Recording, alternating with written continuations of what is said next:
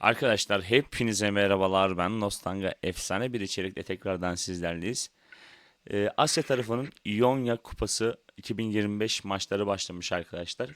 Ve biliyorsunuz League of Legends Wild Rift'in bu tarz 5v5 maçlarını analiz etmek ve sizlere bu tarz maçları göstermek benim çok çok hoşuma gidiyor ve sizlerin de hoşuna gittiğini biliyorum. Şimdi TT Game'le Woohoo Big Webo Game'di herhalde, yanlış hatırlamıyorsam. Öyle bir şeydi. Yanlış telaffuz etmeyelim.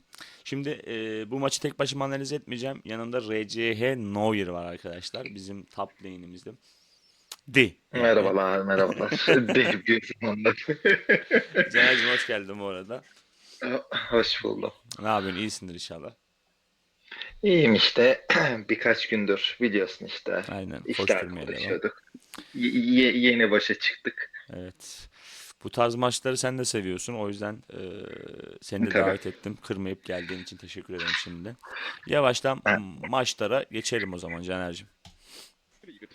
是的，那来吧， Şimdi 跟大家聊 banlara 聊这么多有关于版 banlara 本 bakmak 改动 gerekirse 内容 arkadaşlar 因素啊， Lilia, 我们赶紧进 Akali 到 ve 这个 Ryze banı 3的 gelmiş. 第一场的第一环 Biliyorsunuz 节。 Ryze 但是我 yeni 们第一 geldi 被 ve 这场红色帮 Kore 的 tarafında WBG bayağı ve Çin 来 ve 看一 Kore 下，哎，你 sunucusunda 看 bayağı iyi 万 kullanan 种族的 kişiler 瑞兹 mevcut. 居然在蓝色 Gwen 方被直 Aatrox 接单挑 Vipik'ini 啊， görüyoruz sağ 这个还是 tarafta. 没有想到的。那没想到 Rumble, 会认 Poppy 为可能他 ve 在红色 Gragas'ı 方上 görüyoruz 去 ve 承 gene 担这 Gragas 个 her 一 zaman 般的 bir 班位， banlı. Şuraya 让 bir 蓝色方 Yasuo 不去 banı da 想，可 gelirse 能会一个 şaşırmam 更好 yani 的选择。 arkadaşlar. 但是我觉得现在可能 Jax'la 这是一个 Viego ve Camel 生态上的考虑，是个 alıyorlar. X 因素，未知因素。 Ve Sivir'le 同 Zayah 时 banı geldi. 后续的选择非常 Caner, 快啊，首先直接 draftlar 敲下了 hakkında ne 格温芥 düşünüyorsun? 末以 Son 及 3 魏啊， drafta 右 göre 边单 baktığın 野 zaman 右边 yorumun 的 var 话 mı? ya 金刚尹扎， ben ilk önce şu Rise hakkında bir şey söylemek istiyorum. Uzun zamandır oyuna girmiyorum ama doğru biliyorsam Rise hala nerf yemedi değil mi? 很早的 Evet, nerfleyemedim. 而且不得不跟大家提 O 的一 biraz 个 komiğime geldi açıkçası. 看到的 Çünkü sezon başındaki gibi hala fazla dehşet güçlü. 对， Şimdi Hani şöyle, pikler hakkında Ryze 是的，不仅是 erken 技术本身 dakikada 伤害上面都是有加 o 强的。 kadar hani 我 şöyle 觉得 lane falan 最 hızlı bir 明晰的 şekilde 地方就是他 itebiliyor 那 da 个大家会看到这个拆 çoğu 码第二 kişi 技能， TR sunucusunda 就 hani 前 çoğu 期 kişi 就 için 已经能达到 söylüyorum. 一个想象不 Hemen 到的那 hemen 种高度 nasıl 了。就甚 kullanılacağını 至说 bilmiyor 在 Ryze'ı. 没有这个加强 O 之前，我 yüzden 们都可能打这 gerek 个 de 二技能， belki 打线是比较高的，这个 oynanması 物 sürekli 质会比较高 banlanması 啊。 ve 但是加强之后 az 它的这个物 oynanması 质又往上抬了 belki 15%，所以这 nerf 个就太夸张 bu 了。 yüzden 那来 gelmiyordur. 吧，来 Çünkü 看一下双方的 genel 完整 olarak 阵容，左边 nerf 是 ya 在 da 后 buff 续两手啊，五 şampiyonun 个 çok 梯子在那扎顶 oynanması 啊， ile 而右边 şampiyonun 则 az 是 oynanmasına EZ 加 göre 上奥努。其实这 dengelemeye 个 ve 项目 yükseltmeye 在上 çalışıyorlar. 个赛季当中，咱们已经 Şimdi 看得挺频繁的。对， draftlara 下 geçmeden önce biraz Ryze'dan konuştuk. Şimdi iki tarafın draftını görüyorsun Caner. Genel olarak ben draft yorumları falan yapıyorum. Senden de yorum bekliyorum. Hem sen yorumunu yap hem ben yorumunu yapayım. Draftları hakkında yorumlarını ve görüşlerini bekliyorum abi. ya açıkçası iki tarafın da piklerinin çok güzel olduğunu düşünüyorum. Ya şöyle e, hani sağ tarafın pikleri aslında daha çok hoşuma gidiyor. Çünkü hani böyle daha çok hoşuma giden çarlar damage'leri olsun, dayanıklıkları olsun. Hı hı. Ama hani sol tarafın da piklerine baktığımda Gwen, hani Aatrox yine fight'ta iki tarafta aşırı dayanıklı pikler tercih etmiş. Üstüne yine sol tarafın, mavi tarafın ADC pik yok da ADC yerine Jace almışlar. hı hı. Yani iki tarafta dövüşçü ağırlıklı. Ya, Güzel komp dizmişler. ya İki gen tarafın da reset şampiyonu var ama sağ tarafta bir tane toplayıcı vardı, Viego. Sol tarafın toplayıcısı Aatrox olacak büyük Ben de ihtimalle. aynı o şekilde yorum yapacaktım zaten. Ya iki tarafın draftları hemen hemen yakın gibi. Ama dediğim gibi Blue takımın mesela fightlarda Viego reset alırsa çok çok büyük bir fark yaratabileceğini düşünüyorum. Aksine eğer reset alamazsa kırmızı takım dümdüz fightları kerileceğini düşünüyorum yani. Çünkü mesela erken dakikada bu Jace'in gücünü kullanabilecekler eyvallah ama oyunun orta ve ilerleyen safhalarında Jace bir tık daha düşüyor biliyorsun zaten. O yüzden Ezreal bir tık daha iş yapacak gibi geliyor bana. Bakalım oyun açısından bunu görebileceğiz ilerleyen zamanlarda. Açıkçası iki tarafın da pikleri o kadar güzel ki Engage olsun, Disengage olsun, Pogo olsun. Hem aşırı dengeli hem aşırı dayanıklı. Ya zaten şöyle ya böyle ben genel olarak çok Asya maçlarının analizini yaptığım için genel olarak draftlar attığın zaman birbirine çok yakın oluyor. Yani absürt bir fark olmuyor yani. O yüzden bize ve bizi izleyenlere güzel bir seyir zevki yaşatıyor. Şu anda baktığımız zaman midde Ezreal ve On lane şunu alabiliyor bu arada. Bu da demek oluyor ki biliyorsun eğer ki 5v5 maçlarda midde lane push'unu alabiliyorsan demek ki o lane'i kazanıyorsun da demek.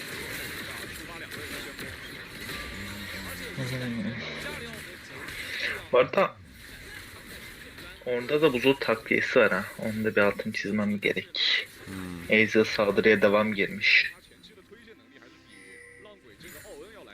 Ben Buzul aslında takviyesi. böyle dayanıklılığı fazla olan takımlara karşı yenilmesi daha çok seviyorum ama. Ya genel olarak tabii dövüşçü falan ağırlıklı olduğu zaman yenilmez biraz daha okey olabilir. Ama saldırıya devam da kötü bir tercih değil bu arada. Değil tabii. O da çok iyi. Oy, adam onu gördü mü base attı. Bir Asya tarafında bir map kokuyor abi. Bak çok güzel. Bak ben genel olarak TT'nin maçını izlediğim zaman arkadaşlar erken dakikayı güzel oynuyorlar. Yani şu tarzda güzel oynuyorlar. Aşağıdan plate kovalıyorlar, üst taraftan plate kovalıyorlar. Ki gördüğümüz gibi alttan gelip plate aldılar mesela. Tabi WBG mesela da erken dakikayı da kötü oynamıyor. Sıçrası gitti Galio'nun. Galio'dan Kill de verdi büyük ama. bir hata geldi Kill bu de arada. verdi. Evet. Aşağıya yardım etmek istemişti herhalde de. Hayır'ın base atması için. Şimdi baktığımız zaman kuzen Aatrox çok güzel minyon biriktirmiş buraya. Bu arada buraya çok güzel bir dive gelir ya. Bu arada X'inin Aatrox'u da çok iyi. Ben altını çizmek istedim bu arada. Belki bilmiyorsundur. Bu adam Aatrox'u güzel oynuyor. Hele ki Aatrox'u son zamanlarda da revaçta biliyorsun. Aldı o son buff'tan sonra. Evet.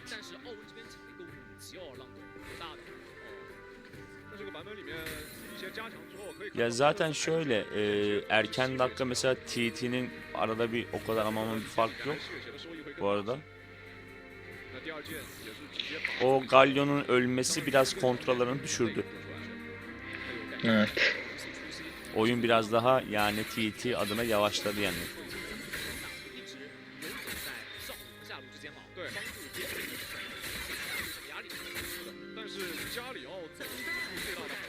Bu arada minyonlar birikti. Aşağı bir kule altı görür müyüz? TT hiç bak hiç uğraşmıyor arkadaşlar Camel'la. Aldı Kule plate'ini, tahribini patlattı, yol aldı. Caner'cim ne diyorsun? Olması gereken diyorum. Aynen öyle. Hatta Jax de Aatrox'u dönmüş ha. Benim bildiğim kadarıyla early game'de Aatrox bir tık daha güçlü Jax'e karşı ama Yani güçlü, belki kötü bir trade atmıştır. Yani normal olarak benim de bildiğim olabilir. Aatrox bir tık daha iyi. Hatta yani yanlış biliyorsam düzel, sen top lane oynuyorsun. Jax E'yi açtığın zaman Aatrox'un Q'ları falan hasar vuruyor herhalde. Vuruyor. Vuruyor değil mi? Evet. Ya Jax Aatrox yine belli bir dakikadan sonra iniyor da doğru biliyorsun ikinci itemden sonra. Ama bu kadar erken değil yani. Abi ama yenmesinin sebebi de şöyle: Aatrox 3 tane uzun kılıç sıkıştırmış. Jax hemen Evet. ağır yaraya bitirdiği için belki o yüzden de yenebiliyor olabilir. Gold'da da Jax önde ama baksana. Hı hı. Bir 100 gold öden. Şeyler ne durumda? Farmlar aynı. Aynen bir 100-200 gold önde. Ya genel olarak zaten vadiyi WBG alacak o zaman. Buraya oynamak isteyecekler herhalde. Hepsi oraya yöneldi. Abi vadi alametin çok az canı kaldı. Jax'ten çok güzel hasar verdi. Galio çok güzel girdi. Arkada Ezreal'ı kovalıyorlar. Veigar'ın çok az canı vardı. Camel aşağıda güzel bir kill çıkarttı. Takip etmek biraz zorlandı. Biraz paslanmışız. Camel'dan güzel bir ulti geldi. Galio havaya kaldırdı. Yok Galio değil lan. Ornn kaldırdı. My bad arkadaşlar. Onu kaldırdı. Olsun. Oo Galio Bu fight'in devamını Bir istiyorlar. çıkarlar. Aynen. Bir tık fazla zorladılar aslında da Aynen. Grand Fight'a geç geldi diye gördüm ben. Aynen Güven Camel yüzden daha kaybettiler. erken geldi zaten Nehir'de. Hı hı. Daha erken geldi. Hemen hemen bunun da Aslında ekmeğini, fight'ı kazanıyorlardı. Aha, replay'e de geldi. evet, tekrarını izleyek. Bak çok güzel Çok girdi. güzel saç çıkardılar Vay'ın burada. güzel engage'i. Galio güzel ulti attı kalkanalı. Vay arkadan kaçarken Camel tamamlamış bu arada. Evet. Ben bu havayı zıplatmayı bir tık Galio sandım. Bunun sebebi arkadaşlar. Bu arada fight'ı izlerken size söyleyeyim. Bir tık en son 5v5'i bayağı oldu herhalde ya. O yüzden analiz ve sunmadığımız için. Bu sezon daha 5'ye 5 atmadık ya. Evet. Yok maçları da analiz etmedim ya 5 Bu Ha, sezon da evet. atmadık ekstradan. O yüzden bir tık maçı anlatırken yanlış infolar vermiş olabilirim ama kısa süreliğine hemen düzelttim yani. Bence okey değil mi Caner? Bu arada evet. Bu arada şöyle bir şey diyebilirim. Büyük ihtimalle Camille fight'ı push almadan geldi. Gold Dash şu anda olması gerekenden çok daha az durumda. Şimdi ben tam ona değinecektim sana bunu söylerken. Hatta TT Game öne geçti. Ya genel Evet. olarak bak birkaç defa daha mesela beraber analiz yaptığımız zaman TT'nin maçlarını görürsen eğer gerçekten yani geçen dünya şampiyonluğunda yani Asya'nın şampiyonluğunda TT Game aldı bu arada.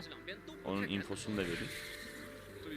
Geçenki turnuvayı da onlar kazandı. Kış Hı hı. turnuvasını. Yani TT Game erken oyunu gerçekten çok güzel oynuyor. Yani bir şekilde öne geçmeyi başarıyorlar. Aşağıdan plate alıyorlar, üst taraftan plate alıyorlar. Baktığımız zaman zaten Blue takımın sadece mid tarafında güzel bir plate şeyi var. Kalyo yakalandı. O da alametli alındı zaten. Tamam, o da alametle alındı. Diğer taraflarda o kadar aman bir plate yok. Mesela TT'ye bak, yukarıda hemen hemen çoğu plate almış. Aşağıda çoğu plate almış. Tabii gank koktu. Yok. Ornn ultisini beklerdim aslında. Niye atmadı ki? Gayla'dan dolayı mı? Gayla'dan dolayı herhalde. Yani olabilir. Ya bir de Ornn'un ultisini attığı zaman Aatrox'un daha ultisi ve sıçrası ve bariyeri duruyordu. Biraz daha Ya bir şey değil hani kolay kolay çıkamaz diyecektim. Camille Viego var da Galio'ya dayanırlardı herhalde. belki de bir tereddütte kalmıştır. Olabilir. Ya Galio genel olarak sanki bir tık bu maçta gereksiz hasar yiyor ya. Hani görüş almak adına. Ve mesela daha demin de Ya şu anda kafası rahat var. Monkler'e çektiler ya.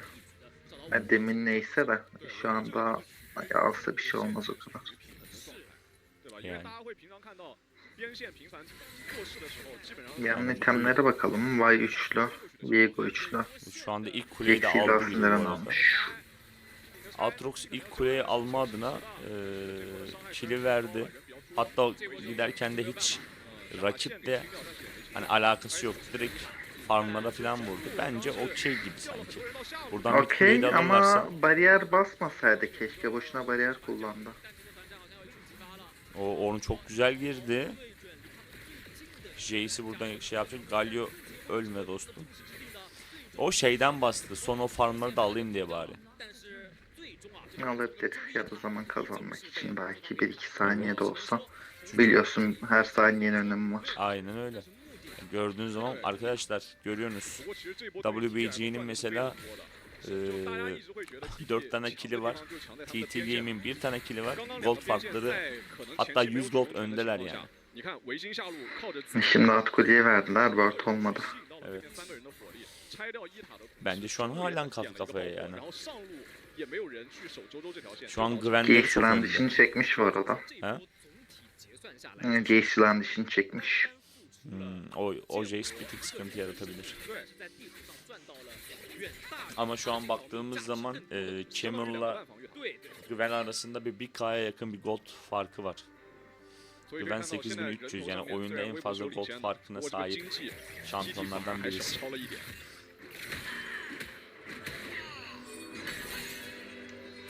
Blue takımı zaten en fazla golda 现在上下 sahip 两头 olan 边 oyuncusu. 塔掉了之后，对于 TT 的两条边 Viego da yılan dişini çekti. 有加里奥这个因素在，就会导致如果说微博想找两条边线的节奏， Peki Güven ve Jace eşleşmesi. Şu dakikada. Güven. Güven direkt abi içinden geç hani bunu Güven söylüyor ya. musun dedi.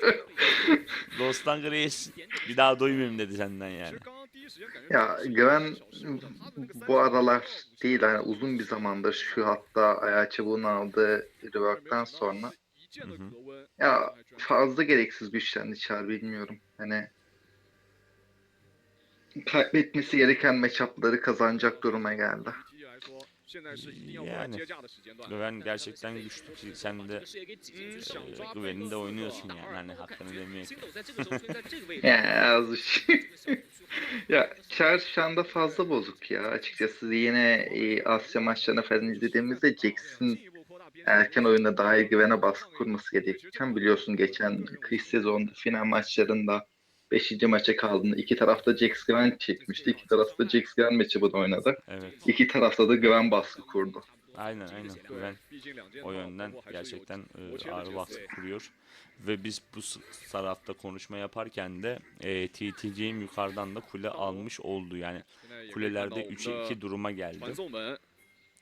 Şimdi şöyle bir şey söylemek istiyorum arkadaşlar. Bakın genel olarak ben altını çizerek söylemiştim ama erken dakikada TT Game Plate aldığı için hemen bu 2K gold farkı var. Yani 1K'ya hemen yakın bir gold farkı var. Sebebi bu yüzden yani. Yani TT Game Ya, erken boyun- gerçekten iyi oynuyor. Ya şimdi hepiniz zaten en azından çoğunuz az buçuk aşinadır. Yani boyun killerle dönmüyor. Aldığınız sarnlarla, kulelerle, plate'lerle daha çok öne geçebiliyorsunuz. Karşı takıma kaybettirdiklerinizle. Aynen o snowball'u alıp devam ettirmek önemli. Burada bir Baron fight'ı görecek gibi bir vibe aldım. Jace onun çok güzel girdi. Devamı var mı? Yok. Atrox'u Camel'ı yakaladı orada. Galio tekrardan girdi. Çok güzel güvenli güzel hasar verdi Ornn'a. Şu an kırmızı takım buraya kaybetti bu arada. Mid kuleye verecekler bunu. Kuleyi alırlar. Aynen. Gördünüz mü arkadaşlar? Kazandıklarını kill alarak değil, üstünlüğü kurarak belli ettiler ve direkt mid kuleyi aldılar. Çünkü Ornn'un canı bayağı gitmişti o fight'ta. Tabii şu an Barmok'la beraber topluyor ama. Kırmızı takımın bu arada konuları kötü değil miydi? Mavi bayağı bir ara da oynadı. Karşı takım ikiye bölündü. Tabii 3'e ikiye 2 bölündü. oynamadı. Yani doğru zamanı güzel fight başlatıp yani kill almasa bile ne rakibi sakat bıraktılar bir nevi o saniye olarak Ornn'u yani. Hemen de mid kuleyi alıp gold olarak da biraz daha öne geçtiler. Tamam ben mavi takımdayım. Kırmızı takım 3'e 2 oynadı. Evet.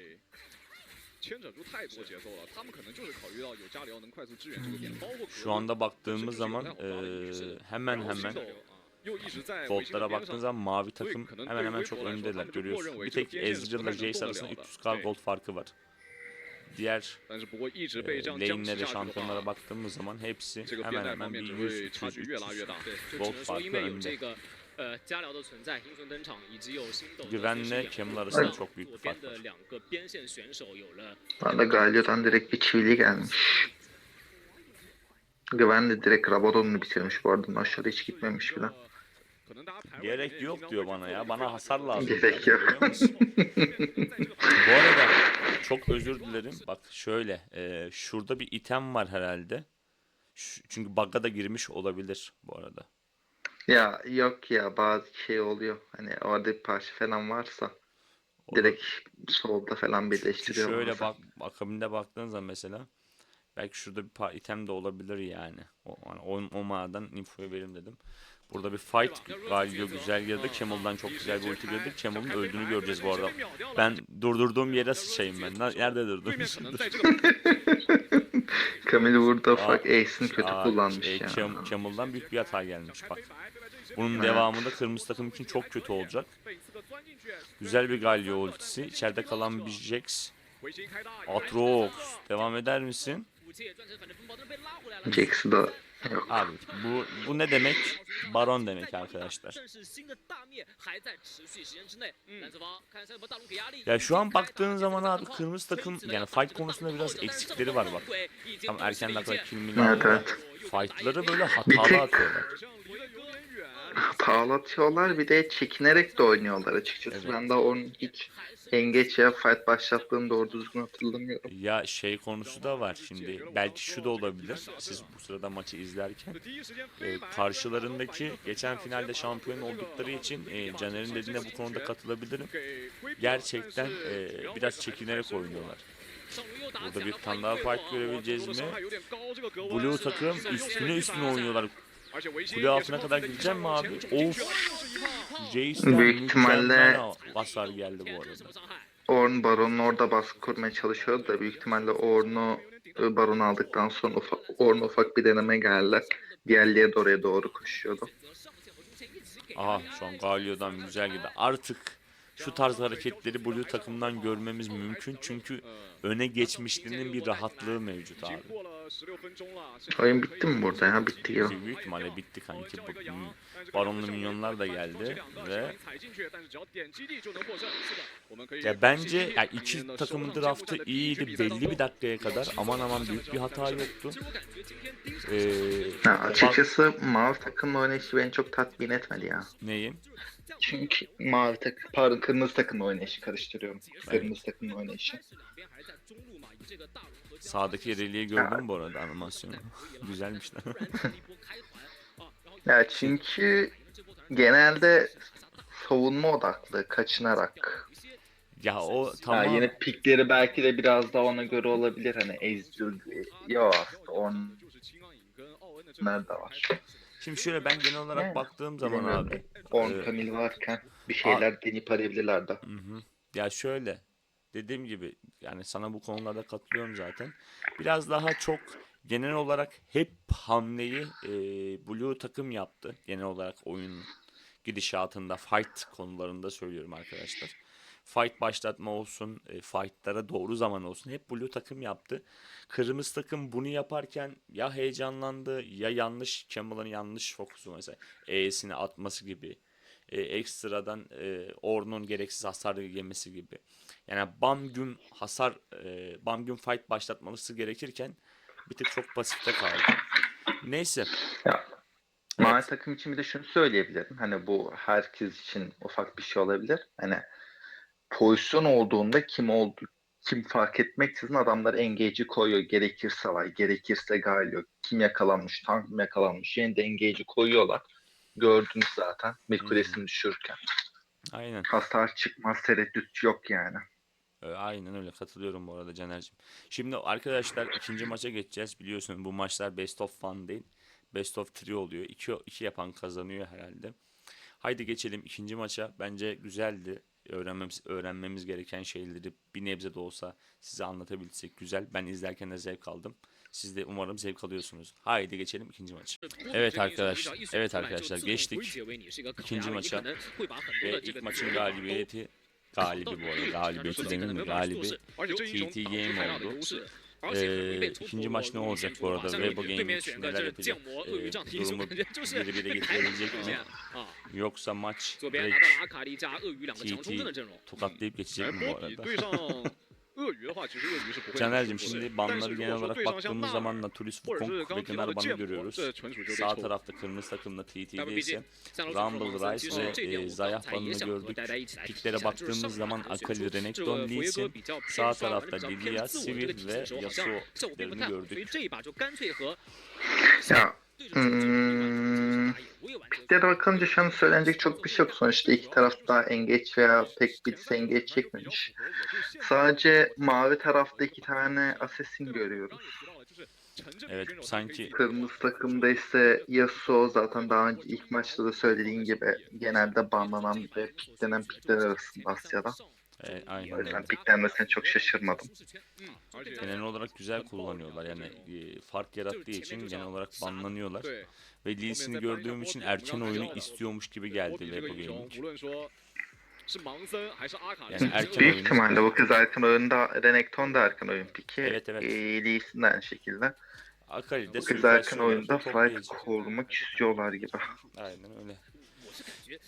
Ee, Evet, ama şöyle bir şey daha ilgimi çekti. Renekton'u göre göre Yasuo almışlar. Genelde Yasuo'nun karşısına Renekton piklerler. yani evet, normalde baktığın zaman Renekton Yasuo'ya karşı güçlü ve counter'ı. Ama son iki pikte belki Renekton'un karşısına göndermeyeceği bir pik piklerler. Yani Yasuo'yu hani kaçırtabilirler yani. Hani aynı lane'e değil de sürekli farklı lane'lerde oynatıp Yasuo'yu kullanmak isterler. Ve Gragas Tam geldi. avantajı yine Renekton'da olacak. O kadar Abi kolay yapabilirler mi bilmiyorum. ben şöyle Support'la söyleyeyim. beraber ve Gragas. Evet, onu dedim. Bir dakika, Gragas ve Gragas. Yasuo aynı takımda. Genel olarak aldıkları zaman change yapıyorlar kanki. Yani normalde Yasuo'yu aldıysan diğer tarafta Gragas'ı alıyordu ve ikisini de aynı takımda görmek, bakalım neler yapabilecekler. Yani ben merak ediyorum, niye bu kadar sıkıntı bu iki şampiyon. Bu Bakalım arada burada şunu söylemek istiyorum. Kusura bakma lafını sıkıntı böldüm. yok. Geçen kış sezonunun sonunda bittikten sonra Mahsun ufak bir araştırma yapmıştık ve gördük ki o sezonda en çok banlanan iki pick Yasuo ile Gragas'tı. Evet. Açık ara Gragas yine açık ara öndeydi Yasuo'dan. Ama ikinci sırada yine Yasuo vardı. Aynen öyle. Ve iki şampiyonu da aynı takımda görmemiştim ve şimdi nasip oldu. Bakalım nasıl kullanacaklar. Ben çok merak ediyorum. Bu arada Mahsun genelde insanların aklında şöyle bir fikir var. Hani ona da bir açıklık getir istersen. Hı hı, Lilia First'ten piklenmez ve Zeri. hı hı. Hani genelde bunlar karşı şu olacak, bu olacak. Ondan sonra piklenir vesaire. Ne düşünüyorsun bu konu hakkında? Şimdi şöyle, evet, ona katılıyorum. Lee'sini gördüler ve Lee'sini görür görmez Lee'ye piklediler. Genel olarak draft ekranındaki hani kağıt üzerinde bu dediğin olayı gerçekten çoğu koçlar ve draft attıranlar bunu yapmıyor. Ama bu senaryoda büyük ihtimalle, kendi fikrimi söylüyorum bu arada. Herkesin fikri açık bu arada arkadaşlar. Lee'sini göre göre Lee'yi alıp mesela Renekton ve Lee'sini görmüştü. Ya da tam tersi mi olmuş bilmiyorum da onu göre göre Lilia aldı. Lilia biraz daha ya hem orta ve oyun sonu şampiyonu, biraz daha onu okey tutmak için de almış olabilirler. Ya da AP'yi yani bu tarz draft yapıp hani şöyle yapayım. Yasuo ve Gragas banlandığı varsayıyorum. Yasuo ve Gragas'ın banlandığı bir senaryoda belki AP'yi erkenden jungle'dan alıp diğer pickleri de tam böyle ağırlıklı dövüşçü picki seçmek için de yapmış olabilirler diye düşünüyorum yani. Biraz uzun bir açıklama oldu ama. Ya bence çok Lilia'da güzel oldu gibi ya, kötü değil ya. Güzel Mesela güzel. çünkü nedenini güzel olmasının sebebini şöyle söyleyeyim.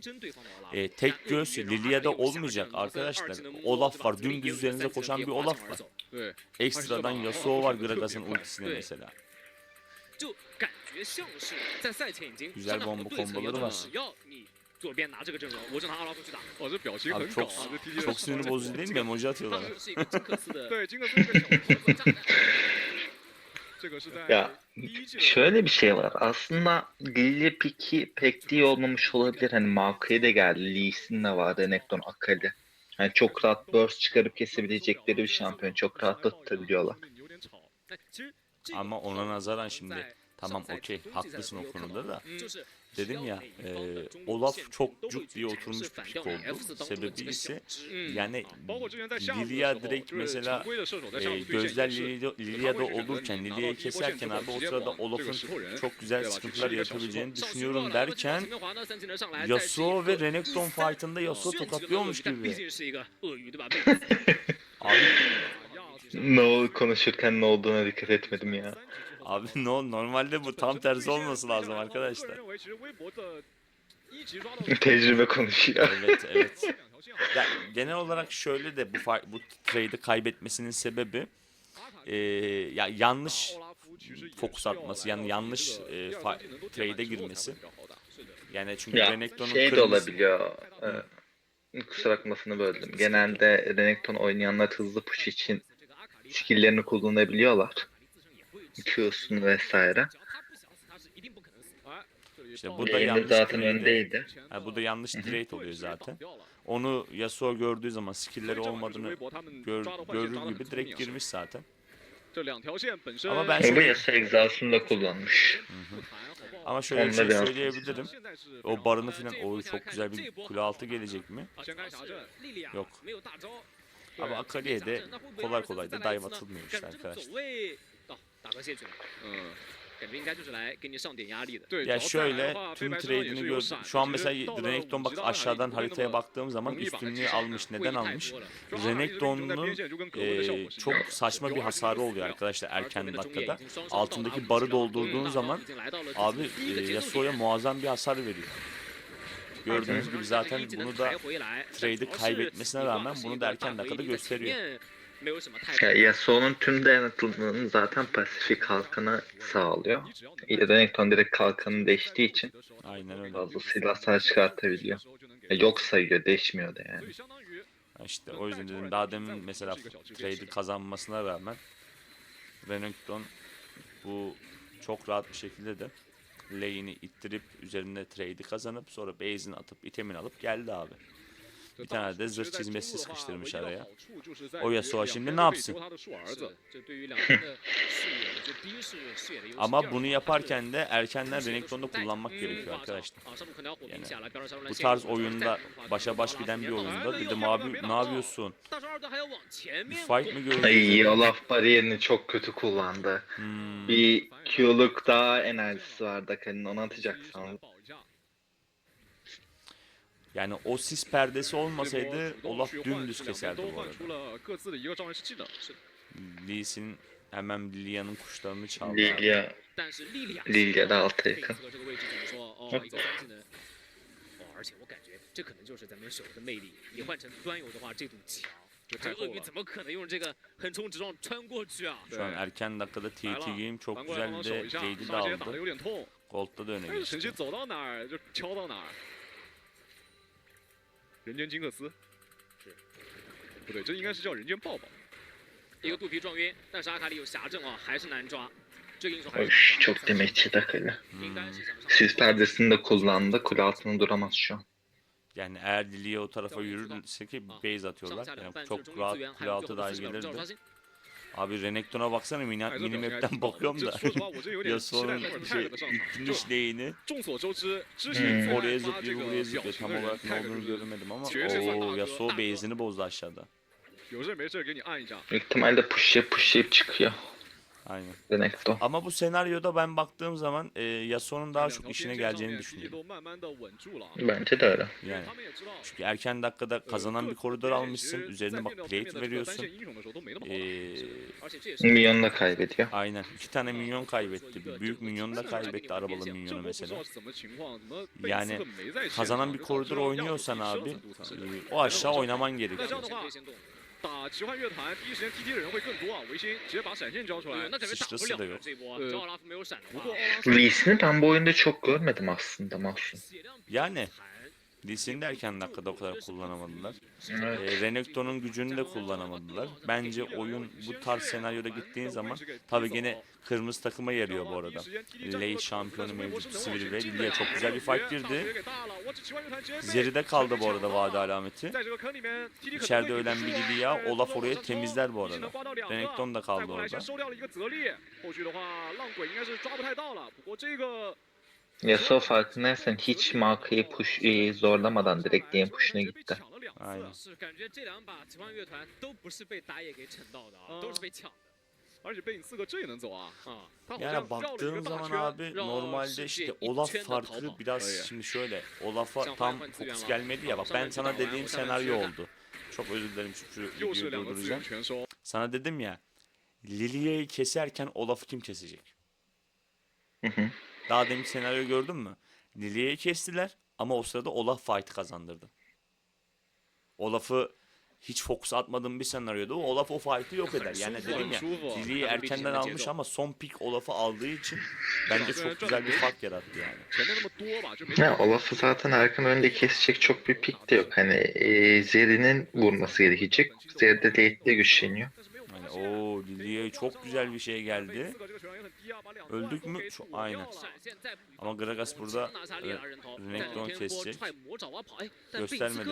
Yani Aga ana. 又能被他给跑路吧？ Lan base atardı. Ama kuleye ölecek. 应该是能送掉的。 Base atamaz mıydı ya? 对， Yetişir 差一 sen. 点点就要被周周给收到了。对， ya Gragas hani Q'su Mu'su var. Bir gördüğüm hızlıca bozabilirdi bilmiyorum. Hani garanti almak istedi herhalde. Ama Oy, Okay'ı abi. Okay'dan bir satış.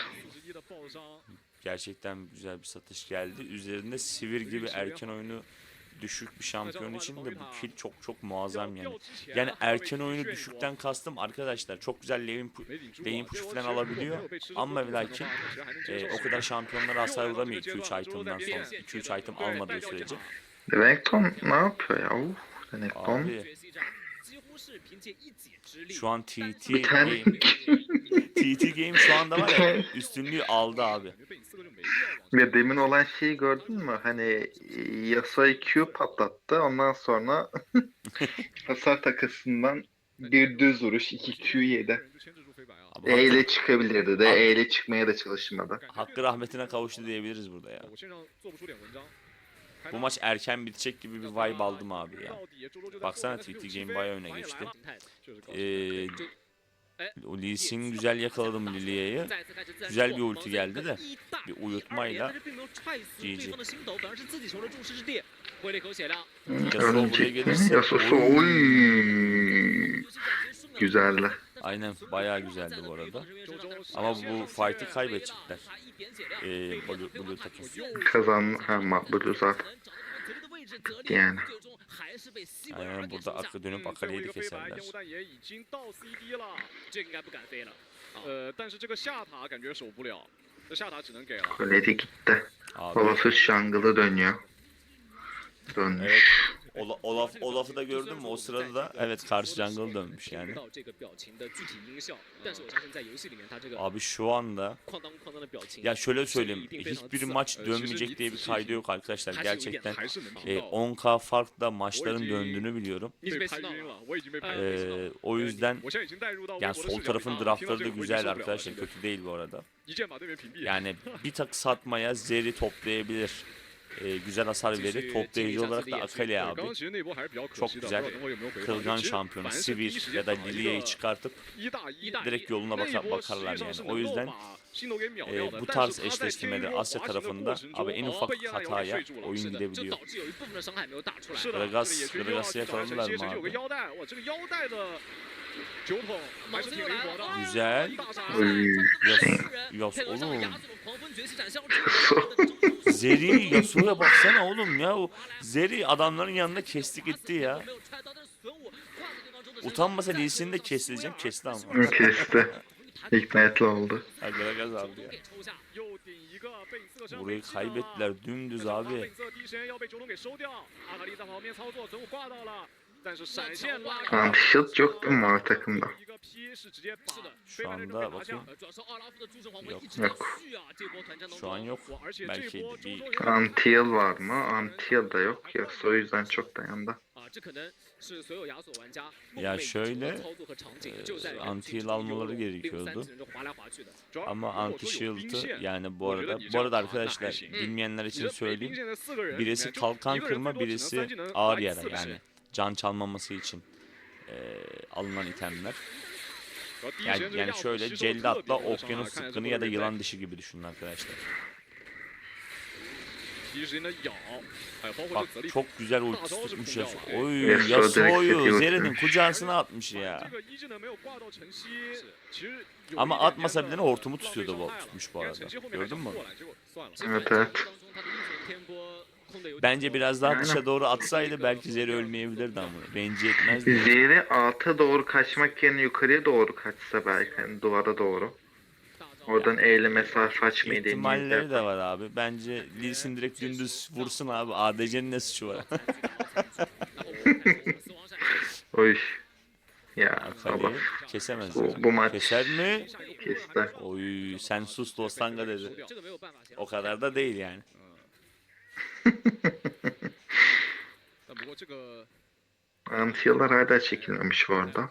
还挺 OK 的。你看，这维新这第二局做一个即刻的决 Bu arada mavi takım aynen. Antı çekmemesi hani Olaf var. Sivir kanoslamış başlamış. Yasuo'da 2 tane can çalma.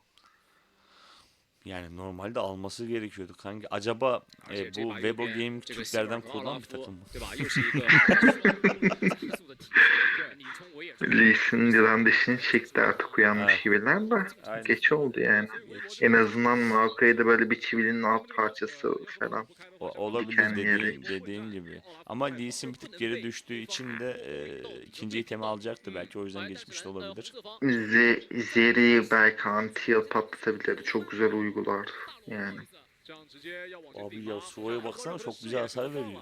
主要是 Dakika daha 盲僧也过不去。 bu arada dakika kaç? Daha dakika 12. Abi baron aldılar. 太多了。 对， Direkt çıkan baronu aldılar abi. Ha. Çok 主 rahat 要是龙坑里面的 Çok öndeler. Çok öndeler. Baksana 10k diff var. 过去抢龙，你也不知道 Dedim 不知 ya. 道血什么时候进去。贝尼斯克又开始了，带一波 Yani 线， bu maçta 然后 bunu 去跑一下， 在 那 这个 开 位 大 置， 换一个怎么 Yine 说？ güzel hasar 伤害还是挺 verdi. 高的，但是星斗 Öldü 拉扯了 ama 一下， ya. 那应该走不掉了。 这个得等队 Şöyle 相对是能展一开，但毕 artık 竟 bu 对 maç 方 çevirmesi için abi gerçekten Blue takım yani TT Game'in bir yerde satması gerekiyor ki sol Kırmızı tarafın takım kazanması TT. lazım. 一个人身上，但是这把对于飞白的任务 Bu 是比较 şekilde 艰巨 giden 的 bir senaryoda TT Game eze eze kazanacak gibi bir vibe aldım yani. 太难赢了。 Yasuo'dan büyük bir satış geldi bu arada. O satış geliyor mu? Geldi. Ya. Ama Mid Tower aldılar. Bence Alttan bir şey söyleyeyim. ilk Bence alınmış okey mevcut abi. yine Bence alınmış. okey. Erken dakikada imitör kulesi vermek en azından Blue takımı geri oyuna döndürebilir. Tutabilirse oyunu mesela. Mesela şu an Yasuo da öldü. Çok güzel Lilia'dan ulti geldi bu arada. Abi Manka'yı maç burada bitti mi abi? 下路的高地再 Bittiğini 掉 görebilir miyiz? 这样的话，TT 没有选择往前再接着推，因为自己的兵线没有这个， Zorlamadılar. Akali var ya Aha. toplarda. 现在可以从长计议。 Biraz daha garanti oynadılar. Devam ettir. Yolumuza bakalım diyorlar. Bak mesela şu gelen minyonlarla Blue takım biraz daha kendine gelecek. Abi şu bubble'lı kuleleri alsalar var ya çok okey olacak 有 ya. 点没节奏了。 Gragas. Gragas. Gragas ne yapıyorsun abi? Takımına bait ya. Arkadan takımı geliyor. Ya Ah. neye böyle o canlı Yani. beyitleme mi olur kanki? 伤害全部灌上。 Oho bak, oho lafa bak sen. Nasıl koştu ama? Gerekli miydi? Gerekli değildi Bence açıkçası. de Yani gerekli öndeyken böyle bir ekstraya gerek yoktu. Direkt Öndesin. oyunu bitirmek için kapı açılabilirdi ama hani herhangi bir garantisi olmayan bir pozisyondu. Ya artı olarak şunu da eklemeye şey yapayım. Yasuo 1 saatte 2 Gragas'ın o canla beyitlemesi de saçmaydı. Yani canı yoktu ki. Ya şey olabilirdi dışa doğru hani kendi takımına doğru yürürse yine bir ihtimal diyeceğim. Hani içeriye doğru girdi, en dibe girdi, en dipten çıkmaya çalıştı. Hani ya şey değil hani mavi takım yerinde olsam hani artık bir e-spor takımısın o kadar tecrübem var. Hiçbir oyuncunun, hiçbir support'un, tank support'un dümdüz 3 kişinin arasına gireceğini düşünmezsin herhalde. Aynen öyle. O çok Akali çok güzel girdi. Oy. Sis perdesini gördün mü kanki? Zonya güzel geldi Zonya bu arada. Gereksiz ulti. Kanki buradan maç bitecek gibi Renekton. görünüyor. Lilia güzel dümdüz imitör kulesine vuruyorlar. Minyon yok, minyon yok. Akali Oy, Akali'yi vurdu. bu maç Takım ne uzayacak gibi geldi? bu arada. Aradaki fark Yani kapandı uzayabilir. sanki çok. Aradaki fark düştü. 10k fark vardı. Evet, şöyle de bir şey. Eğer ki bu canla gidip Baron'a giderlerse Blue takım bu arada bu fight'ı 这个 kazanır. 肯定来啊，这大龙必须得打啊。感觉你如果这波再不打的话，可能就真的没有什么节奏点。是的， Blue takım direkt başlatacak. Fight istiyorlar. Çünkü eğer ki orada dans ederlerse minyonlar sıkıntı yaratacak. Evet, dediğim gibi fight istediler. Akali çok güzel konumdan geliyor. Zeri de oradan çıktı. Abi ne oluyor? Gragas'ı kesin değilsin. Evet, Baron'a devam ediyorlar. Abi o dönem maç bu maç mı acaba mı? 本四个还在下路， Olabilir. 先给带走。是的。哦，那这么一来的话， Bak 感觉 adamların Ya yaptığı mavi takım, kırmızı takım çok gereksiz iki hamlede bulundu işte. Ya bu dakikalarda biliyorsun yapılan 其实真没什么作用。 hatalar bir tık sıkıntıya sokuyor. evet, ona çok katılıyorum. Ekstradan mesela bak Blue takımın yaptığı dediğim gibi minyonlar itiliyken abi direkt o Baron'u başlatması istiyorlardı. Çünkü fight'ı istiyorlardı. Kırmızı takım Blue takımı çok hafife aldı arkadaşlar. Yani genel olarak bu da neyden kaynaklanıyor? Egodan kaynaklanıyor. Arkadaşlar karşındaki adamlar ne olursa olsun saygı çerçevesinde oyununu oynarsın. Yoluna bakarsın abi. Diğer türlü rakibi küçük görürsen abi adamlar gelir seni yerler böyle. 这得看 Değerler. 咱能不能 Aradaki fark da böyle 4K'ya düşer ama. 因为我是觉得啊，就左边阵容如果想正面团战，现在打过 TT 的话，就只能把远古龙给拿 Aha, 到。 orada arada- bir yakalanma mı gördük? 这个率先打起来了吗？亚瑟狂风崛起战已经用了，阿卡丽在侠阵当中 Abi 开启金身，在这个 Akali 上 Akali ölmedi. Çok güzel çıktı. Üzerine exhaust aldı. 第一时间 Yasuo'nun ultisini aldı. 可以的。 刘总想追上芒森的位置命 Öldük 中了， mü? 但是还在追上 Öldü bu arada. Yakaladı. Altta da olaylar var. Yani Renekton Olaf ulti. buraya gelmeden güzel bir fight başlatılırsa eğer şayet. Renekton fight'e girmeden ulti Aynen, açtı. çok güzel zeri geldi. Aha, şu an 4'e 4 ve 4'e 4 bir fight'te bence şu an Blue takımın can oranları daha iyi. Zeri ve Sivir var. Zeri Sivir'i kesti bu arada. Kadim kimde kaldı? Kadimleri var, kadimleri var. Aha. Yasuo'yu da keser yetişirse. Abi kötü W. Ben olsam daha güzel W atarım. Orada Kadim'i kim aldı oğlum? Ben çok hızlı geri. Zeri almış. Üzeri almış.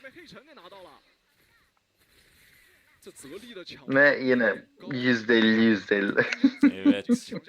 Abi maçı gördünüz mü arkadaşlar? Şu an goldlar eşitlendi. Güzel bir TP geldi. Şu maçı şurayı bir izleyelim arkadaşlar. Dediğim gibi bak normalde 4 vs 5 kalmışlardı. Erken fight'ı başlattı. Dediğim gibi oldu. Ve skor çıkarttılar burada. Bak Zeri, buraya Zeri de güzel oynadı mesela. Sivir'e fokus atıp Sivir'i direkt çıkartması fight'ı da kazandırdı mesela. Bak şu an burada Bir kadim ona kaldığı nasıl için kalmış lan? kazanmışlar da.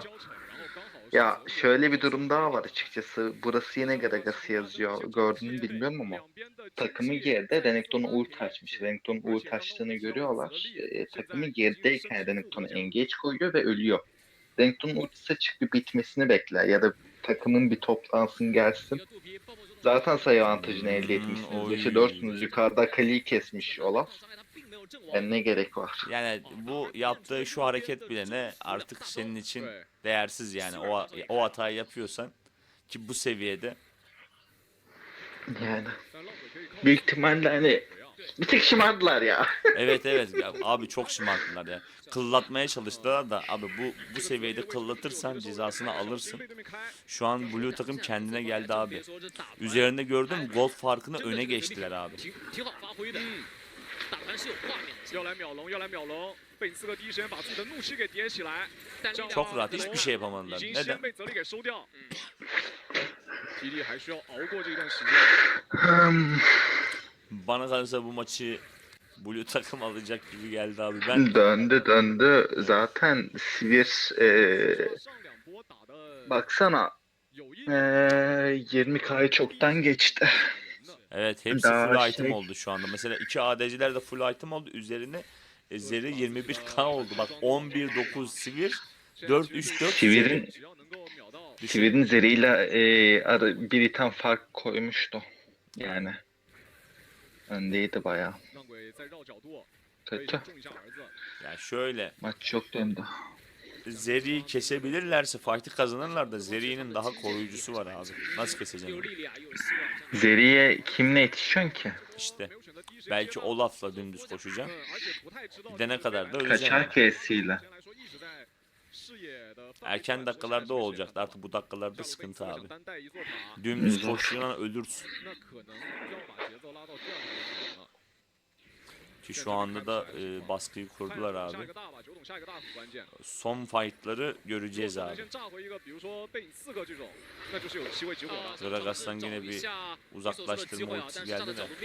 嗯，兵线也没了。 Malphite'i 位置 Yasuo'dan güzel bir duvar geldi. Zeri ultisini kullandı. Evet 冰 mi? 波 Yok 画中啊，想 kullanmamış. 骗一点技能。下路的高 Orada 地 Kullandı. Açık şu an bitene Evet kadar evet. şey Aynen. gözüküyor. Daha demin kullandı diye gördüm. Aynen aynen. 但是在西维尔这 Abi 种 kör 高地的 oldum 手 ya. 线上面，TD 绝对是左边推。我觉得还是要围绕接下来刷新的大龙或者说远古巨龙 Ya 去做 daha 这种 şey oldu. Şimdi Zeri'nin o animasyonunu gördüm. Zeri'ye bakmadım. Gragas da 60 olabilir dedim diye düşündüm. 推推棒上来，已经看到对方的位置。 Ama farkında mısın? Şu anda Lilia'yı önünde görmüyoruz. Yani Yok şu çok an bir etkisi bitti yok. abi. Şu an Lilia yani Lilia için yani oyunda olacak için bir şampiyon olması lazım. Hani 到现在这个节点， şu an karşıda baktığın zaman Renekton çok aktif. 但是右边这个 Akali 阵容 çok aktif. 相对的 Anca 开 güzel 始 daha demin bir ara 显 bir 就是我们已经 pozisyon 不 vardı 清楚地 hatırlar 看到 mısın 手抖 bilmem. 就是他 Bir 们 tane 现在 Q 就 atıp 是 ulti attı 九 4 筒这个 kişiyi 大招 uyutmuştu ya. 能开到谁， Hı 咱 hı. 们就先秒一个 Öyle 看 bir 看 pozisyon 主要是 yaratırsa 左 iş 边这个 yapar. 阵容好像 Diğer 只 türlü 要他们不 哎， anlık 闪现 direkt 闪 ölür. 现好像要 下 硬 面 开。 也打起来了， Orada Gragas yine bir Abi. fight başlattı. Makai canı yok ama Varmok vardı. Varmok'la da olacak abi. Şu Renekton çok güzel vurmuş Olaf'a. Abi şu anda bence eşitler. Üzerine hatta Blue takım önde çıktı. Abi Kadim'i alırlarsa ki aldılar. Aha. Direkt, abi bitti bu. Burada bitti. Burada bitti. Burada biter. Zeri ve Lee Sin. Abi bitti. 有一个 GG. 金身的只能在原地等死，交了闪现，身上有个复活甲，但复活甲起来之后还是没有办法，提身上两个人该怎么走呢？ Emoji'ydi. Ben bir şey söyleyeyim mi? Abi hak ettiler. Hak ettiler, hak ettiler. Abi çok o emojiyi attılar ya ben bilene uyuz oldum yani. Kaybetmesinden var ya içimin yağları eridi abi ya.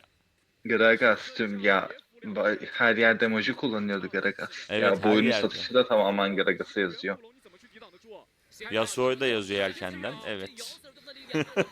Yemin Ya, ederim sevindim bu- onu. Ya bu oyunu döndüren Gragas yani kırmızı takım evet yine iyi derlendi de yani Gragas'ın öyle bir satışları var ki 2 Evet. tane büyük.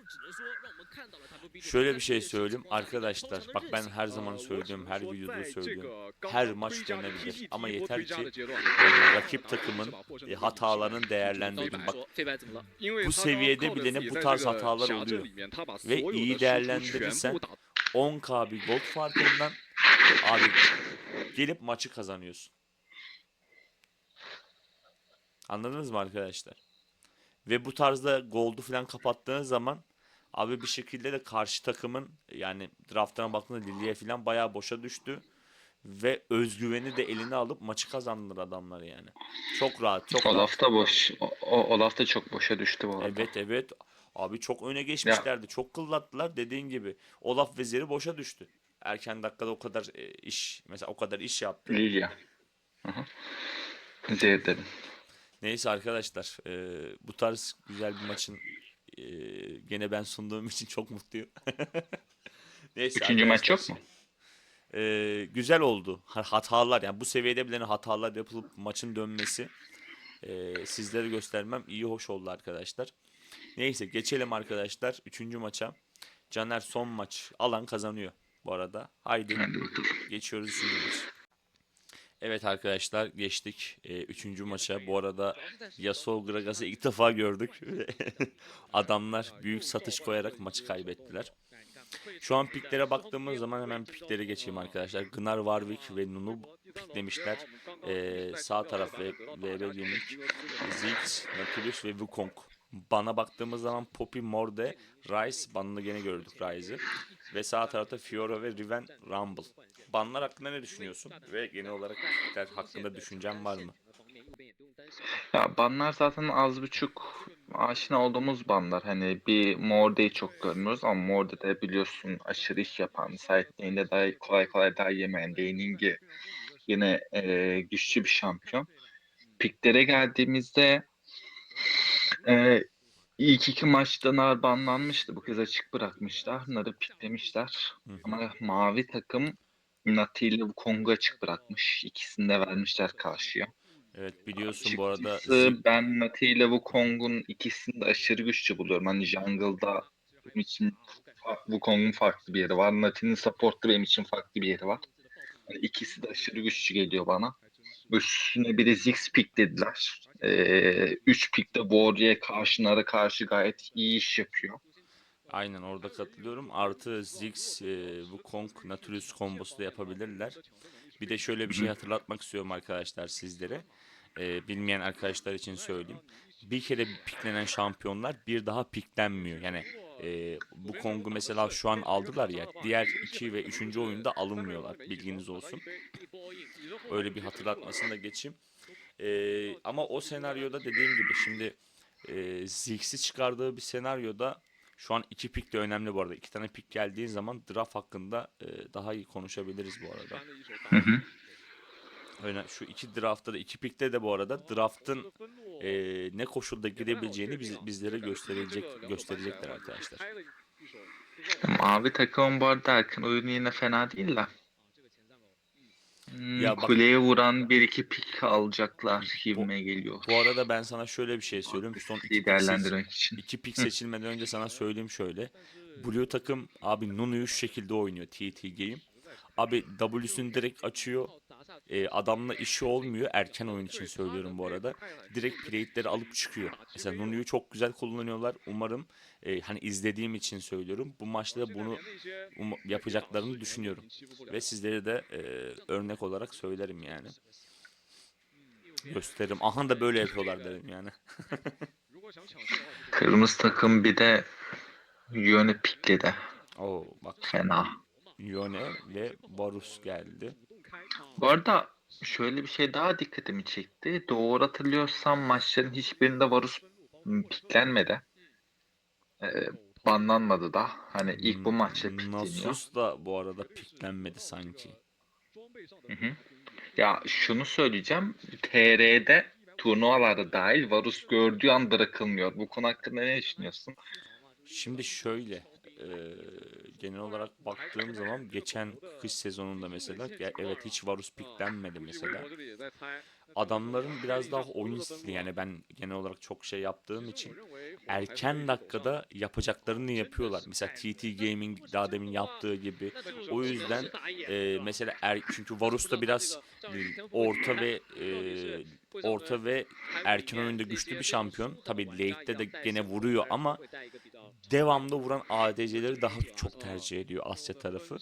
Bunun sebebi de oyunun uzadığı bir senaryoda sürekli devamlı bir hasar istiyorlar sanırım. Ama bence Varus'un piklenmesi gerekiyor. Bilmiyorum. Yani neden kış sezonunda piklenmedi? Kış sezonunda piklenmemesinin sebebi abi bence Zeri ve Sivir biraz daha revaçtaydı. Daha hızlı lane pushluyor mesela Sivir. O yüzden tercih etmiyor olabilirlerdi yani. Tamamen oyun stillerine göre piklemiyorlar. Yoksa Varus çok da güçsüz bir pik değil. Umarım Bu arada açıklayabilmişimdir yani. pikler belirlendi. Ben açıkçası direkt kırmızı takımın pikte yendiğini düşünüyorum yani. Evet yani çok özür dilerim arkadaşlar. Bu video saat gecenin 3'ünde çekiyoruz. 2 ya da 2-3'te çekiyoruz işte arkadaşlar. Evet, draft olarak kırmızı takım kazandı. Ama yani TT Game'in, yani bildiğim için erken dakika. Şimdi diyecekler abi hep bu takımı biliyorsun. Ne yapayım, biliyorum arkadaşlar. Erken dakikada gerçekten güzel işler yapıyorlar. Eğer erken dakikada Snowball'u eline alabilirlerse Warwick gibi, mesela Gnar gibi güzel fight'ta geç ölmeyecek şampiyon, Nasus da aynı şekilde. Nunu da var. Güzel iş yapabilir. Yani şöyle baktığım zaman Blue takımın kırmızı takıma göre ölüm süreleri daha yüksek mesela. Abi Nunu kolay kolay ölmüyor. Q'sundan dolayı can çekiyor mesela. Warwick de aynı şekilde. Anladın mı? Gnar dediğin zaman Mega Gnar'a dönüşüyor ve Warwick'i side lane'de oynuyorlar. Evet. Sen ne diyorsun bu konu Daha hakkında? mantıklı. Yani ölüm sürelerine Ya baktığın zaman Blue takım biraz daha kırmızı takıma göre dayanıklı gibi geldi bana. o kısım öyle. Mavi kırmızıya göre hani bir tık daha tartışılabilir. Hani Garen'le Natin de dayanıklılaşır fazla. Hani Tamam. bu Kong yöne evet bir tık düşük ama Ziggs. Ya benim dikkatim daha çok şu çekiyor. Kırmızı takımda oyun fight başlatabilecek bir tek Warwick var. Belki bir de Varus. Belki Ee, Gnar'ın da Mega Gnar olduğu zaman. Nar dönüşürse. Ama hani bu Kong da Ziggs de Nati de çok kolay karşılık veriyor bunlara. Yani emin değilim. Bakalım bu draft'ı nasıl oynayacaklar? Merakla bekliyorum bu arada. Nasıl yapacaklar yani? Şu an ama Blue takım mesela mid'deki draft'ı kazandı gibi söyleyeyim. Çünkü Varus Nunu çok hızlı bir şekilde lane pushlayabiliyor ve Hı hı. Warwick de top lane'i kazandı. Yani şu an iki lane'i kaybetti gibi geldi. Yani şu dakikada bu arada arkadaşlar. Evet. Çok güzel pusu. Oy. Bu arada bak gene o emoji atıyorlar. Çok sinir bozucu değil mi ya? Ya şöyle bir şey var. Kırmızı takım burada neden nehirden yürümeyi tercih etti? Bence çok hatalı. Zaten Nunu ile Varus'u karşılamak için e, yürüyorlardı. Açıkçası erken oyunda 3-3 ile kazanabilecek bir durumları yok. Hı hı. Hani Warwick'te Garanda fight katılsa. Niye Şundan belki nehirden yürümüş yürümeyi olabilirler. tercih ettiler yani? Safe kendi jungle'larından gidip yine Garen'i safe'leyebilirlerdi. Şöyle bir şey yapmış olabilirler. Evet dediğin çok mantıklı. Hani bir ihtimal hani onların açısından düşünüyor olarak cevap vermek gerekirse Warwick mesela minyonları bayağı biriktirmişti ve Varus'la Nunu direkt dümdüz oraya gittikleri için herhalde Nunu W'yu açıp hızlı bir şekilde gidecek ya, vakit kaybetmemek adına nehirden yürümüş olabilirler. Doğru bir hamle mi? Hayır, yanlış bir hamle. Sadece karşı tarafın düşüncesini söylemek istedim arkadaşlar. Hı hı.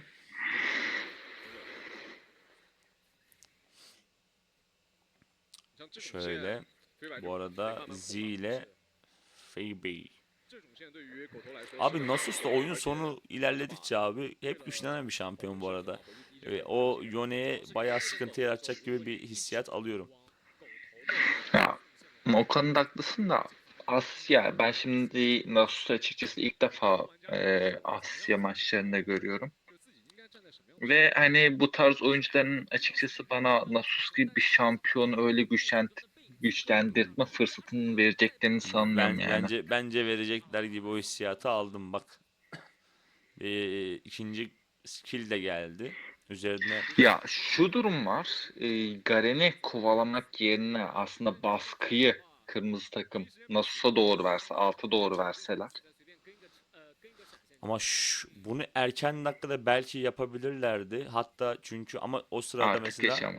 geç kaldılar. Çünkü sebebi ise bir midde Varus kill aldı mesela Nautilus'ten. İkinci olarak Garen yakalandı Warwick'in ultisiyle.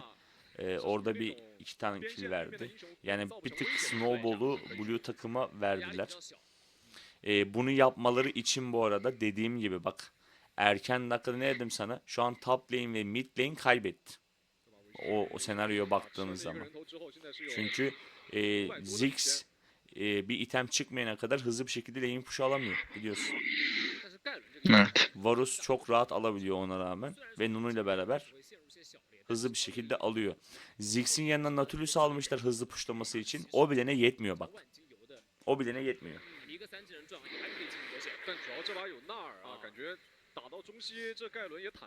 Şu an Warwick de öne geçti bayağı. 300 gold'luk bir fark var. Baksana trade abi.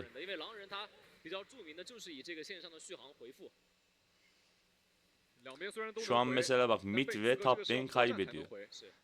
bu senaryoda aşağı oynaması için Nautilus ve Wukong'un aşağı gitmesi gerekiyor.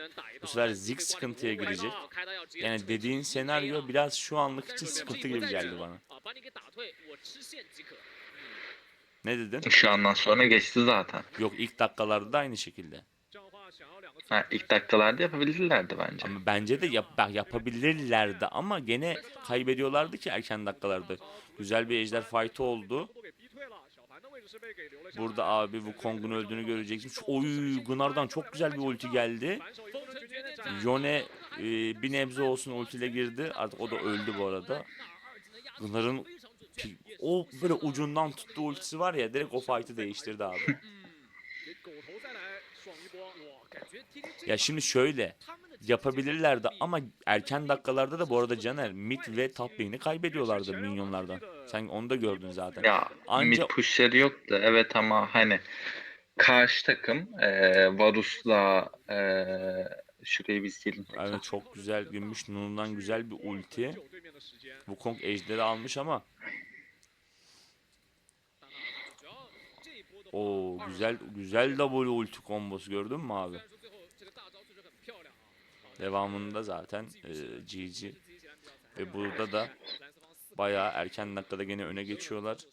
Draft olarak baktığımız zaman eyvallah kırmızı takım kazandı gibi görüyoruz ama abi o işte mid push'unu verdiğin an ve nehirde şöyle de bir senaryo var. Çok özür dilerim bunu söyleyeyim, ondan sonra sen söyle. Hı hı. Nehirde Varus ve Nunu çok rahat bir şekilde aşağı doğru gidebilir mesela. Şunu söyleyeyim sana. İkisi de aynı anda lane push'unu ittirdiği bir senaryoyu söyleyeyim sana. Düşün. Tamam mı? Hangi şampiyon daha nehirde çok rahat bir şekilde gezebilir? Varus. Nunu. Evet, Nunu ve Varus çok rahat gezebilir, değil mi? Onların erken dakikada Evet. daha çok hasarı var. O yüzden baktığın zaman mid'i kaybetmişler bana kalırsa. Ya biz zaten kaybettiler. Dur ya bir konuşamadık fight çıktı. Ziggs'ten güzel bir ulti geldi. Abi erken dakikada Nunu'yu öldüremezler bu arada. Bence o diğer tarafta da oy çok güzel girdi. Alır mı Warwick'i? Warwick'i alamadı oğlum. Kill çıkartamıyor şu anda. Gene dönmedi. Adamlar ölmemeyi yemin etmiş bu arada. Tamam. Ha, şöyle bir durum var. Evet mid push'unu da veriyorlar. Nehirde de o kadar rahat dolaşamıyorlar ama zaten hani yapmaları gereken şey bence şuydu. Varus da onun üstü doğru muğladığını gördükleri zaman hani net edebiliyorsun ne kadar kolay minyon kestiğini. Hı hı. Minyonlar kule altına doğru girecek. Neti W'suna çıkıp minyonları alacak. Varus da Nunu yukarıya muğlarken Neti de alta doğru muğlayacak. Bu Kong'la beraber altı oynayacak. Yani ters petting yapabilirlerdi. Evet, dediğin haklısın Evet. o konuda. Yani terse oynayıp biraz daha oyunu onların oynadığı yere değil de kendini oynama çok Gunnar'dan güzel bir şey aldı. Sıçrasını aldı bu arada. Bu çok güzel. Bu arada 6-2'lik bir duruma geldi. Biliyorsunuz arkadaşlar hani erken dakikada gerçekten öne geçiyorlar ama rakibi hafife alırlarsa sağ tarafta sıkıntı yaratabilecek çok güzel şampiyonlar mevcut. Ha, ya da şöyle bir şey olabilir de baktı şey yürüyor. Varus Nunu yukarıya yürüyor. Nati de Ziggs'i bırakıp aynı anda yukarıya yürüyebilirdi. Ama Yani tabii ki de nehirden değil. Kendi jungle'larından. Yani o dediğim gibi onun açıklamasını yaptım. Belki dediğim şekilde de olmuş olabilir. Doğru değil. Hatalı bir şey ama bir ihtimal. Şimdi baktığımız zaman tüm Blue takım tüm lane'lerde gold farkını önde kapatmış yani. Kararma ve o yukarı bir kule altı dive göreceğiz. Garen'in burada öldüğünü görebiliriz. Çıkacak mı? Sanma. O kırmızı takım güzel kapattı. Kuleyi aldı. Çıkmaları gerekiyor. Güzel gargoyle. Nani ulti bu kadar geç attı. Erkenden alıp nehir duvarına vurabilirdi. Bilmiyorum. Ya belki de amacı kill almak değil, kuleyi almaktı belki de. Hani adam en azından kaçırtmaktı. Ama o geliş Hı. bence kill almak gibiydi geldi ya bana. Yani kuleye de atlayabilirdi o dediğin şey yani değil mi? Aynen öyle. O Varus güzel zigzag hasar vurmuş. Çok güzel yakaladı. Ziggs'in Ziggs'lerin de Abi çok güzel duruyorlar bu arada. Nunu'ya bak, Nunu'ya bak, Nunu'ya bak. Yakaladı mı? Yok. Tamam, Nautilus de öldü bu arada. Abi çok O psikopat. sırada Baktığımız zaman draftta kötü gibi geliyor ama psikopat draft gibi kanki ya. Çok yapıştı mı bırakmayan bir draft bu arada. tuttuğunu koparan. Aynen aynen. Baksana oğlum. Hayvan aldık ya, kusura bakmayın da abi, iki tane köpek var. Aynen. Bunlar da çok şey yani. Hayvan gibi şey yapıyorsunuz ya. Üstüne bir de Nunu. Warwick bunu görecek mi? W'sunu açıp görebilir bu arada. Hmm. 没有必要花太多时间去找。 Ya maç bu arada hala dönebilir. Sonuçta kırmızı takım bir tık daha bomba kombosu iyi. Ama daha gösteremediler ya onu. Çünkü erken Ya dakikalarda, şu anda erken zaten geri düştüler. evet, erken dakikada çok Yapabilecek geri gibi. düştükleri için onu hiç gösteremediler. Ziggs'ten minyonlara bir ulti geldi. Kuleyi almasınlar adına. Bu arada geçen kış turnuvasında şeyi çok görüyordum. Yöne pikleyip milyonlar kule altına girmesin diye ulti atıp W ile falan böyle ulti WQ falan milyonları kesip geri çıkıyorlardı. Bu yöne bunu hiç yapmadı da. Ya bilmiyorum, dediğin doğru mesela. Genel olarak zaten arkadaşlar erken dakikaları da lane push'u olsun, kule vermemek için bu tarz hareketleri 5v5 maçlarda çok görüyoruz. Çünkü minyon biriktirip o kulenin altına girdiğin zaman ya kuleni kaybediyorsun ya da erken dakikada plate veriyorsun. O yüzden en güçlü skill'ini, yani ultini minyonlara sadece atabiliyorsun bazen yani.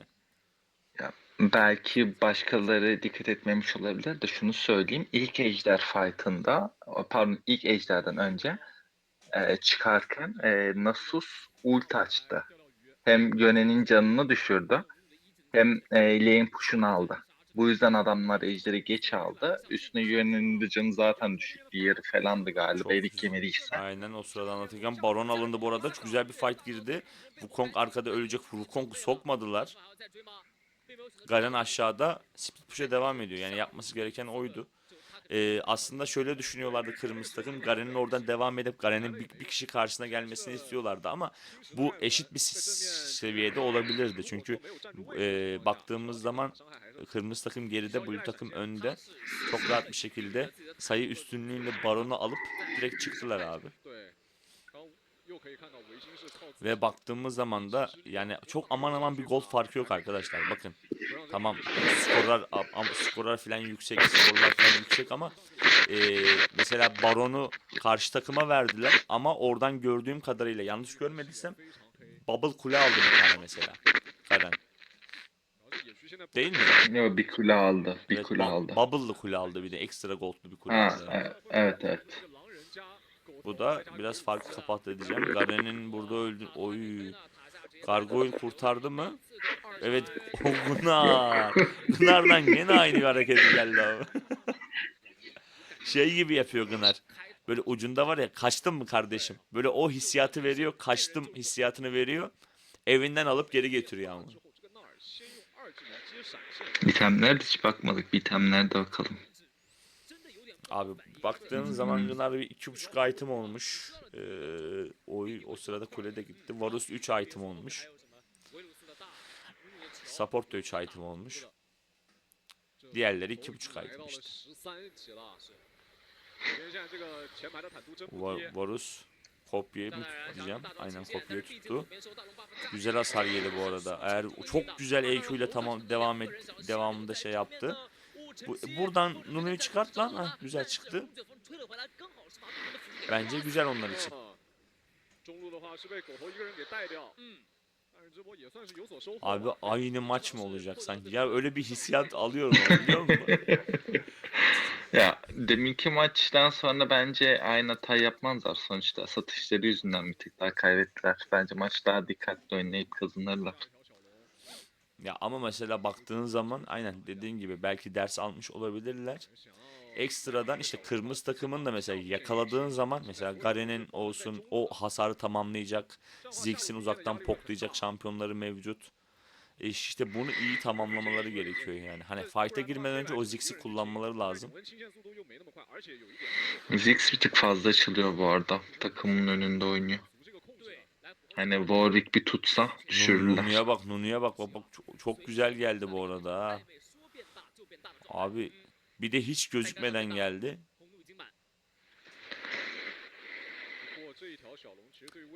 Evet şu anda Ejder'e salacaklar. Bence okey abi chill şu anda büyük milyonlara kasılıyor diyeceğim. Garen Nasus'a baksana, Garen'e var ya abi şey yapıyor, hırpalıyor dedim. Çok güzel girdi Warwick diyeceğim de öyle bir şey yok. Geri çık abi. Yone'den Oy çok güzel güzel ulti. ulti. Varus'u düşürdüler. Aynen bunun devamı satış gibi abi. Bence çık. Baron da var. Abi bence kırmızı takım fight daha güzel oynadı. Ne diyorsun? Ya Warwick orada Garen'i tutsa belki daha iyi olabilirdi Ziggs'i tutmak yerine. Aynen. Evet. Garen'i düşürüp çıksalar. Nautilus. Baron varken sakat kaldı abi. Yone'ye baksana abi. Şey Nasus'a bak abi. Nasıl zorbalıyor adamları yemin ediyor. Ya şunu bu dakikadan sonra kim kesebilir ki? Abi bir şey söyleyeyim mi? Tamam karşı takım hata yapıyor da. Abi oyunu ilerledikçe Nasus farkı var arkadaşlar. Öyle bir gerçek de var. Adam resmen iki kişiyi patates etti orada ya. Takım gelmese bile Ya keserdi bence. güzel bir cana oranla hasar sürekli hasar olsa tamam diyeceğim de hani sürekli hasarları da doğru düzgün yok. Aynen. Sanki maçı burada Hani güzel. verdiler ya. Bence bir şey söyleyeyim mi? Yani kim ne derse Bitti. desin. Tabii belli bir dakikaya sonra satmışlardı. Nasus yerine başka bir şampiyon olsaydı belki bu maçı da döndürebilirlerdi. Ne diyorsun? Hmm, bir düşünelim. Düşün. Ne zaman biter? Düşünme. Ya şöyle bir şey olabilirdi. Bilmiyorum. Erkan oyunu çok güzel oynadılar. Böyle biraz daha orta oyun piki olsaydı artık aklıma pik gelmiyor. Çoğu piklendi zaten. Ee, belki daha erkenden bitirilebilirdi. Hani ilk baronda böyle dakika 12'lerde falan bir finish de görebilirdik bu Ya o da maç. olabilirdi. Ama dediğim gibi gene bir tık böyle mesela erken oyunda kill mill aldılar ya. Hı hı. Nasus'u gördün zaten. Orada Yone ile Wukong'u resmen zorbaladı yani adam orada. Ya Bir, şey dedim oyun başında hatırlarsın belki. Nasıl bence hani kasmasına izin vermezler. Nasıl sabahtan beri bahçe falan yaptı. çok rahat kasıldı yani anladın mı? Ya dediğim gibi bence güzel bir seri oldu. Tabii TT Game gerçekten yani karşı taraftan üst seviye olduğunu gerçekten gösterdi. Ha şu demek olmuyor bu arada. Karşı takım da arkadaşlar Webo Gaming de e-spor takımı. Yani ne oluyor mesela? Abi her sezon mesela T1 mesela şampiyon oluyor. Diğer takımlar kötü mü? Hayır ama T1 iyi yani. Real Madrid, Barcelona düşün arkadaşlar. TT ile Nova. Bunlar iyi takım. Diğerleri Atletico Madrid gibi falan düşünün yani. Yani bunların üst seviyede oyun oynadıklarını zaten hep birlikte görüyoruz. Ben buradan Webo Gaming'de ellerine sağlık diyeyim. Yani gene bir şeyler yaptı ama biraz daha çalışmaları gerekiyor bence. Yani Ya açıkçası ben Mahsun'dan şunu hissettim. İşten işe ve bunun kazanmasını istiyordu. ya ben çünkü istiyordum çünkü şöyle TT Game gerçekten üst seviye oynadığını biliyorum. Ama Webo'nun da yani gelip de geçen kış sezonunun şampiyonluğu yenmenin mutluluğunu yaşamalarını isterdim şahsen. O yüzden istiyordum yani. Bence bence yani bende de şey oldu. Böyle içten içe ve bunun kazanmasını istiyordum o ikinci maçta Gragas'ın hareketlerinden sonra o emojisi falan, Aynen. Bir de satışlar emoji falan. atıyorlardı çok. O sinir bozucuydu. O yüzden Ha, kazanmasını evet istedim. evet. Neyse arkadaşlar, bugün de istediğimiz olmadı. Umarım belki sizin istediğiniz olur yani. Neyse buraya kadar izlediyseniz arkadaşlar çok teşekkür ederim. Çok sağ olun. Çok da fazla lafı uzatmayayım. Caner'cim videomu konuk olduğun için de sana ayrı bir teşekkür ederim. Her Ee, zaman her zaman. arkadaşlar videoyu beğendiyseniz beğenme tuşuna basıp bir de yorumcuk atarsanız çok sevinirsiniz. sevindirirsiniz beni. Kanala abone değilseniz bir de abone olursanız baş tacısınız. Allah'a ısmarladık. Görüşmek üzere. Kendinize çok iyi bakın.